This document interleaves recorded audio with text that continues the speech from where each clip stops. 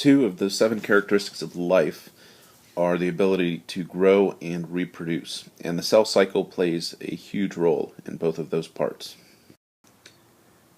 This pie chart is to give an overview of the different phases of the cell cycle.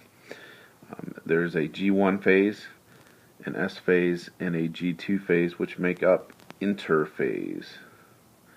And that's where a cell spends most of its life, is interphase. There's also a mitotic phase here, which includes mitosis and the last part before you move on is called cytokinesis, which literally means cell movement, and that's when the cell splits. The first part of interphase is called gap phase 1, and you can see that is the largest phase in the cell cycle. And the cell grows larger, it almost doubles. There's a high amount of protein synthesis, and more organelles are produced. And so this would be, as the cell grows, in order to keep all the functions going on that it needs to, obviously it would have to have more mitochondria and more endoplasmic reticulum and more ribosomes, and so those organelles reproduce as well.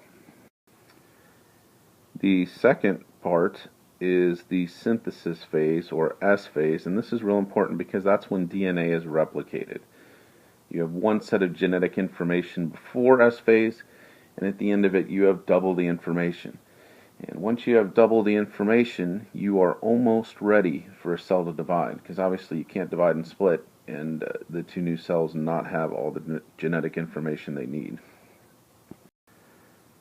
The third part of interphase is called gap phase 2, and the cell continues to grow, reaching that critical size like we learned about before. If a cell gets too big, then it's going to have to divide because there's trouble getting all the nutrients and things into the cell it needs. The other thing too is the replicated DNA is separated. In S phase, you might have a DNA here and another copy of DNA, and some DNA here and another copy of that DNA, and DNA here and another copy of that DNA. Well, that's not going to do much good when you go to divide, because when the cell goes to divide, they need to be able to make sure that each cell gets half the genetic information, and it can't just be a random half. It's going to have to be an organized half. So the DNA starts to separate from the strands that it's been duplicating on, so that it's able to do that. So interphase is all about getting ready to split.